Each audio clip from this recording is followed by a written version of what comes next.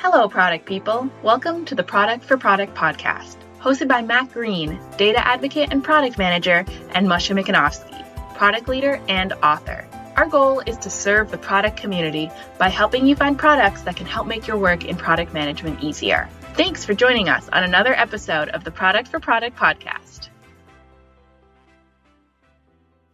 Welcome back. Today, we're kicking off the series on no-code platforms. These platforms are getting in popularity, so we're looking forward to hearing more about them. How you doing, Moshe? I'm good, Matt. How are you? I'm doing great. Doing really Excellent. Good. Yeah, no code. This is a good one to talk about. Yeah, it's exciting because I hear so much buzz about it, and just trying to get my arms around it, it can be a little confusing in terms of you hear no code and low code. You hear external, internal websites, apps. So I'm looking forward to hering. Let's make some order in it based on what we know right now. And I'm sure that through the series, we will learn more about it. Okay, so first of all, what is no code and what is low code? So full code, or code, I guess, is where you developers are developing software with development language, and they need the full stack to develop. So that's traditionally how everything was done in the last 40 years, I guess. Low code and no code are platforms where it reduces the amount of code that needs to be built, and therefore it allows either to release things faster or even release a product without having a developer involved, an engineer involved. So the idea of no code is that there is no engineer. And the idea of low code is that usually there is still an engineer, or at least someone that knows how to write code, but it is reduced and it's lower than what a full stack development is. So that's how I would usually define those, no code, low code, and etc. So, with the advent of cloud hosting and of SaaS products and stuff like that, those usually are SaaS products that will provide you a platform where you can develop. So it's a stack that you can develop your product on top of, and then they will also host it for you. So you can publish it through them. And when we talk about building a product, building a software application, you will have the front end, what the users are going to use and see. And then you will have the back end of what the development, what the database is, how do you store data in the database, and then how do you communicate that with the front end. And then, of course, logic of the application. Some logic is in the front end, some logic is in the back end. It really depends on many, many different things. And so architecture is important. And it depends on security. It depends on multi-tenancy of different people using the same application, etc. So there is a lot of things behind it. And what these platforms are supposed to do is simplify it. So that's the first thing. Now, the second thing is, you said internal products versus external products, etc. So I think that what happens these days is there is this term of democratizing things, right?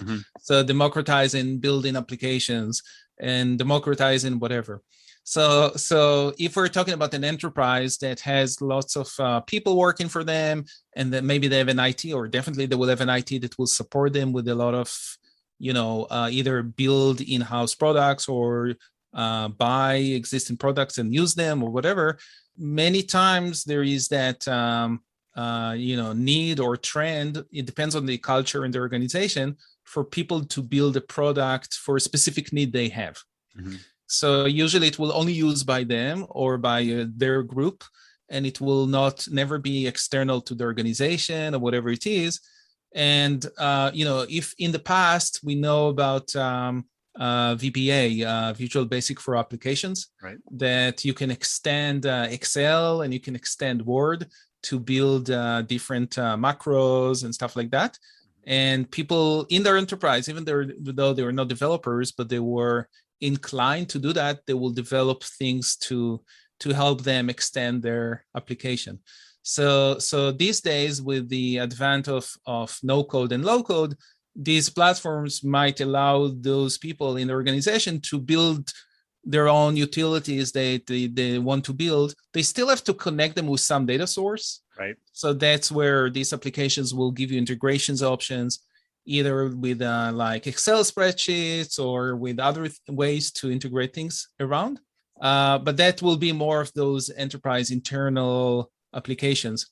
Now, if we're talking external application, what comes in mind? Maybe you heard a different definition. What comes in mind to me is more about building an actual product that I can sell to other people.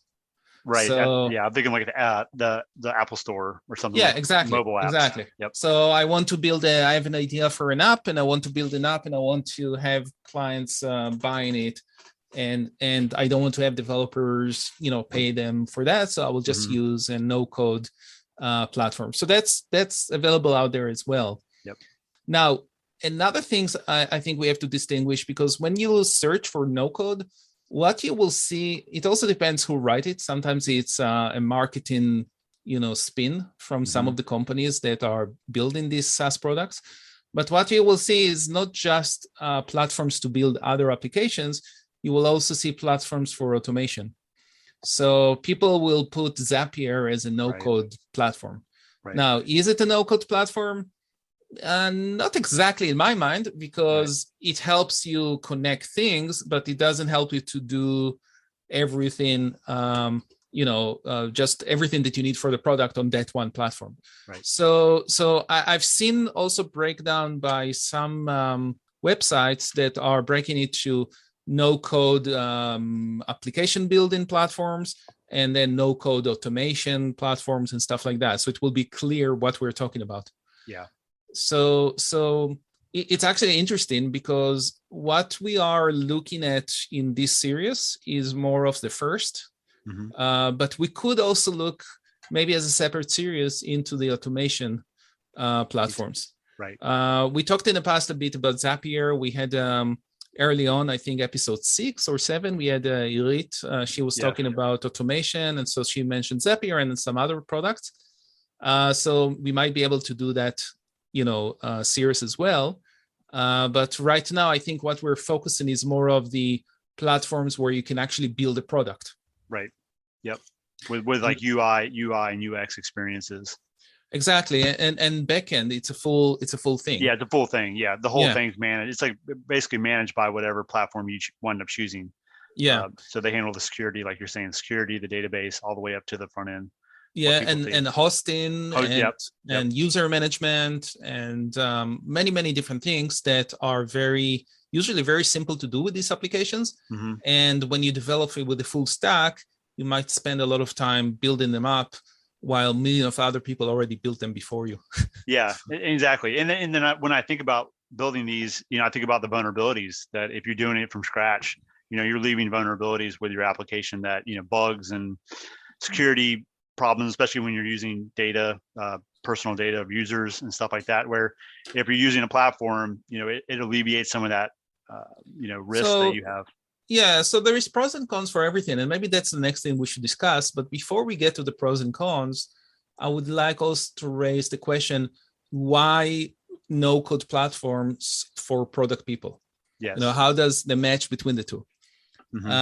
Because as product people, we are not usually responsible for the solution. We are responsible for the problem. So we are the one finding what the problem is, and we validate the problem with our users, and we work with the delivery team to find the right solution for that. Now, maybe it's the delivery team that has to choose the no-code platform to do that, rather than the full stack, right? So I think that to answer that question, there might be other answers, but the first answer that come to mind is that as product people, we want to validate things early and fast. And in the validation process or stage, it could be very useful to use one of those tools to actually build your kind of a mock-up product, a prototype product, and then you could, without a lot of efforts, and then you could go and show it to users and validate it with users, maybe even have users start using it as your first version. Right. The question then is, is it good enough for a full-blown product that does everything you want it to do, or does it have limitations? Yeah, right? That's a really good point, because we talked about that before, where if you're using one of these, are you limited by the tool you're using, by the platform you're using? So exactly. So I think this will be some questions that we'll have to ask our guests in the next episodes. I can say that I played with a few of those products. So I played a bit with Bubble, and I played with Thunkable, and I played with Adalo. Yep, I did Adalo. Yeah, Adalo. I don't know how to pronounce it. I don't know. I don't either. Yeah, but I played with them to validate some product ideas that I had. So I saw a great value in doing that. I didn't need to hire a developer to do this. Yes. I was able to do it. There was still some learning curve in each one of them. Yes. And there were still some things that I wasn't able to do, either because I didn't know how to do them or because the system didn't support them. Right.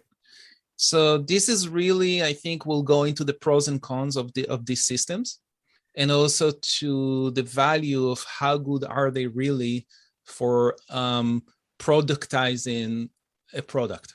So to me, if I cannot sell it to my clients and grow the business with it, and be the platform of truth, if you may, then it's only good to that verification and validation stage, but not for later on. So that will be interesting to see with our guests what they're saying. Can they actually, productize it, and they say, yes, this is the product, and we don't need to hire any developers, and we can forever run our business based on that? Or they might say, no, we cannot. I'm curious what they're going to say. How does it scale? Because sometimes when I look at these different platforms, I'm wondering if people are building these kind of niche applications, like we're saying, like they're just mobile applications to solve a problem. And they're, maybe their intention or their goal is to develop many of them. And so they use one platform to host several different apps. And maybe they're not trying to build one app in particular, because we've talked about it. Does it scale? I mean, and as you build this, as you pick one, is it going to scale along with you? Since there are so many on the market, you want to know that it's going to be there down the road. Exactly. So scaling is a very good point on that. And this is also where you need to be aware of the price that you're going to pay for these companies to build it and host it. Many of them will give you a free license to build. But once you want to host it and actually get users on it, then you have to start paying. So you have to look really into those details. And some companies will not be shy about changing those terms as time goes by. So if you put if you invest in them specifically, you have to take that into account, that the price might go up in the future. Right. Actually, Bubble talked about increasing their prices recently. And I think I keep getting emails from them, but I don't read them. They changed direction. So I think they were, at this time of recording, they were talking about raising prices, and I think they changed direction on that. I see. Went back on it. So I see. Yeah, because the community. Yeah, okay. I built a mock-up, like a prototype that I didn't have any users on it, so I didn't have to pay anything. Right. Me too. And I found it very useful.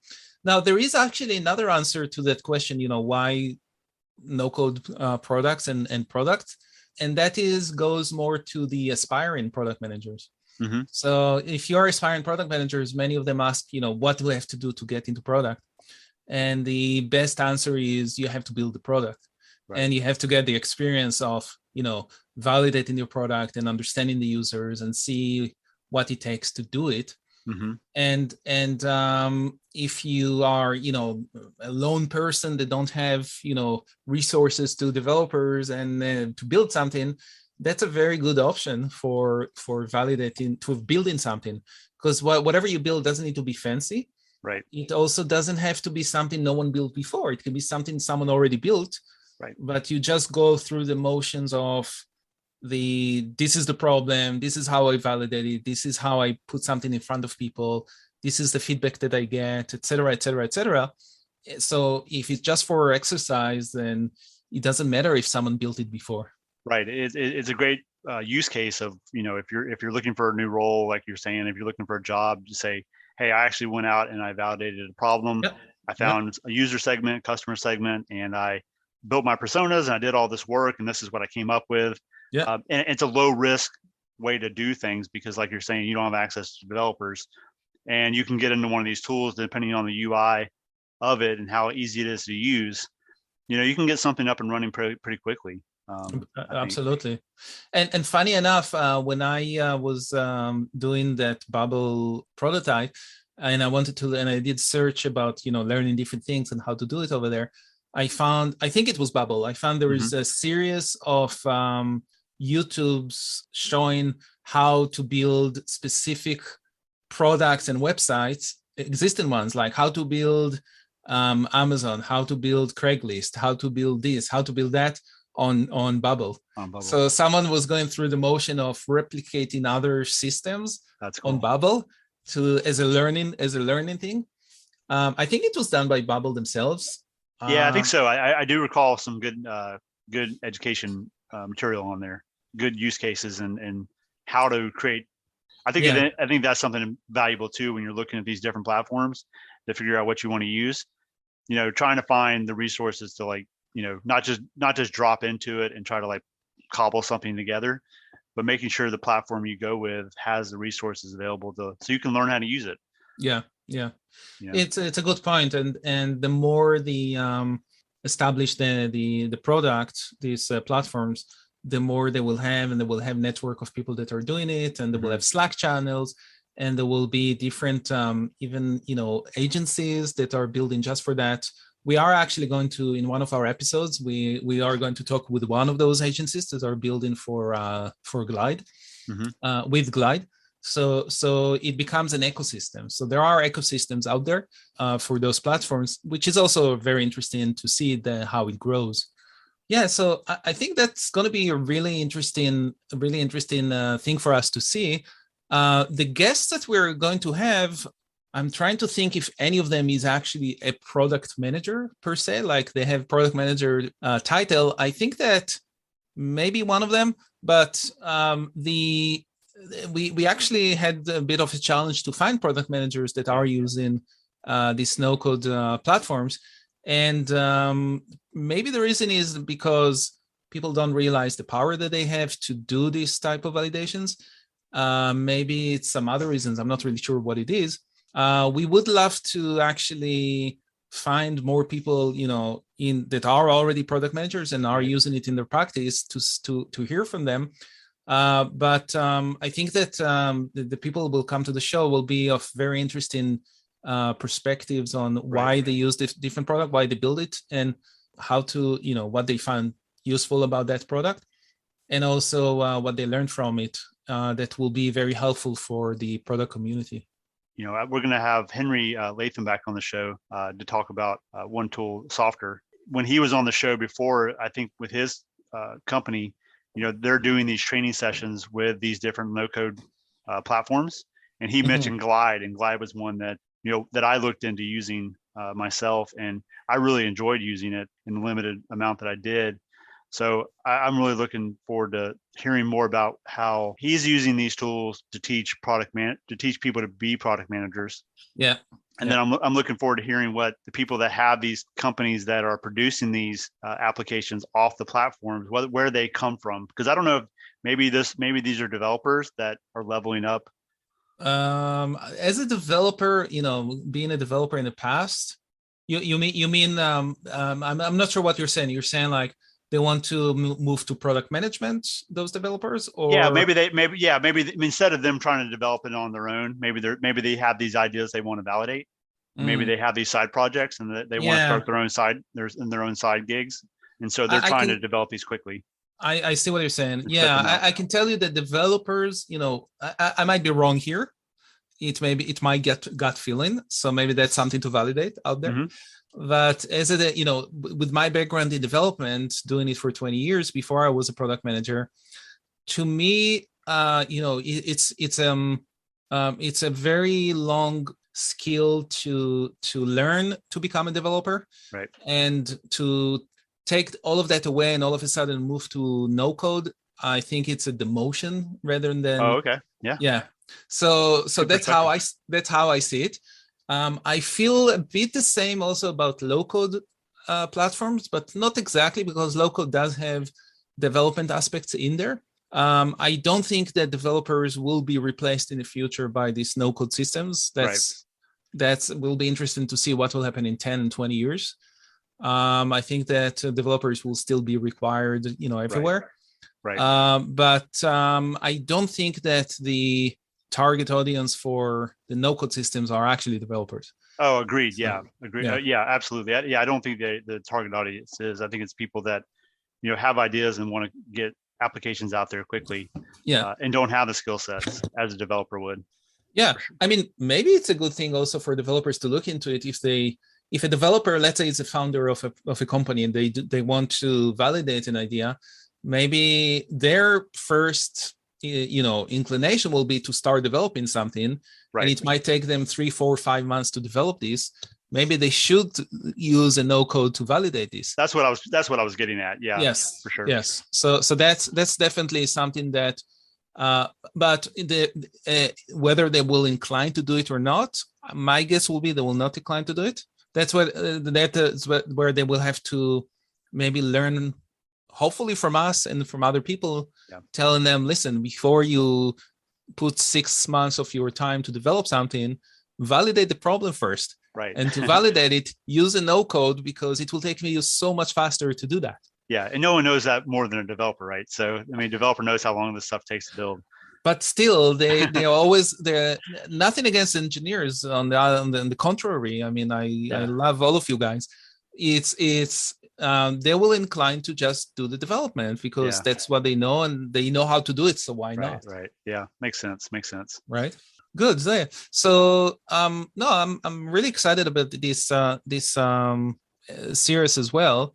And we will see what will come out from that. There is a lot of tools out there, also a lot of those platforms. So of course, like anything, we will not be able to cover everything. But if you hear this episode before the series is done, then and you have another one that you think we should cover, another product we should cover, let us know. Just send us a message to either Matt or myself. I think everyone that listened to us know how to reach us. Yep. We are on LinkedIn most of the time, so it's pretty simple to get in touch with us. Yeah, looking forward to it, and I think it's going to be really interesting. I think that you and I both will gain some real insight. I think since we both have looked at this space, a limited aspect before, a limited way, I think this will help us in future work we put together. Absolutely. Well, very good. Thank you, everybody, for listening. Really do appreciate it. We love the feedback and keep it coming. Thank you, everyone. Take care. Bye-bye.